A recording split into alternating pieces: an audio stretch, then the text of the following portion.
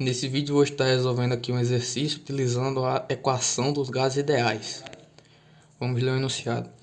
Suponha-se o ar inicialmente a pressão absoluta de 15 newtons por metro quadrado e a temperatura de 27 graus Celsius. Em seguida, comprime-se o ar a pressão de 50 newtons por metro quadrado em condição isotérmica, ou seja, durante essa compressão não vai variar a temperatura inicial vai ser igual à temperatura final, considerando o ar como gás ideal e sendo R igual a 29,25 metros por Kelvin, a constante específica do ar. Isso é um valor tabelado. Calcular o seu volume específico nas condições inicial e final, ou seja, ele quer saber quanto que foi essa variação de volume, que a gente acha o volume inicial de gás e o volume final. Primeira coisa que a gente faz é tirar os dados. Aqui eu já tirei, ó. Pressão inicial, pressão 1, 15 newtons por metro quadrado. Temperatura inicial, temperatura 1 igual a 27 graus Celsius. Lembrando que para realizar esse cálculo, a gente tem que converter essa temperatura de graus Celsius para Kelvin. Utilizando essa fórmula aqui, ó, basta somar a temperatura graus Celsius com 273,15 para achar o valor em Kelvin. Deu 30,15 kelvins. E a pressão 2 já está em unidade do SI, né? Newton por metro quadrado, que é igual a Pascal. A pressão 2 igual a 50 newtons por metro quadrado. Condição isotérmica, a gente vai usar mais à frente. A constante específica do gás, que é o ar, 29,25 metros por Kelvin. E aqui os dois volumes que a gente quer achar, o volume inicial e o volume final. Para realizar esse exercício, a gente vai precisar da equação dos gases ideais. Ela diz que a constante específica do gás é igual a pressão vezes o volume dividido pela temperatura. Como aqui a gente está fazendo uma transformação, a gente tem três tipos de transformações. A gente tem transformação isovolumétrica, isotérmica e isobárica. Isotérmica não varia a temperatura, isobárica não varia a pressão e isovolumétrica ou isocórica, né, não varia o volume. Nesse caso aqui é uma condição isotérmica.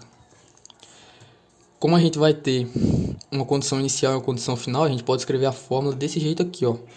Pressão 1 vezes o volume 1 dividido pela temperatura 1 igual a pressão 2 vezes o volume 2 dividido pela temperatura 2. Como a transformação é isotérmica, a temperatura 1 é igual à temperatura 2. Então vai ser como se a gente estivesse dividindo aqui pelo mesmo valor. Então, a gente pode reescrever essa fórmula desse jeito aqui, mais simplificado. Pressão 1 vezes o volume 1 é igual a pressão 2 vezes o volume 2. Agora, vamos verificar se a gente já tem todos esses dados aqui para substituir na fórmula.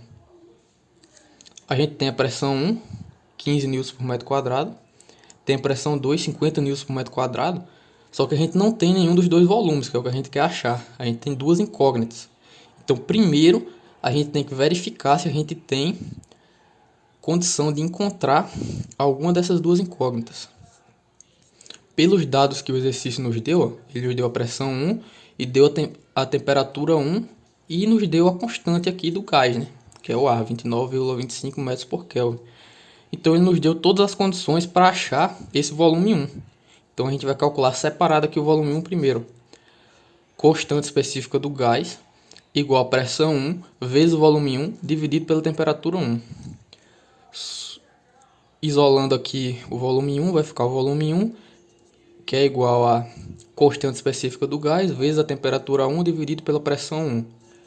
Substituindo aqui, ó, eu sempre gosto de colocar as unidades aqui, ó, porque desse jeito você não se atrapalha na hora da unidade de medida final, ó, que é o 29,25 metros por Kelvin, 30,15 Kelvin.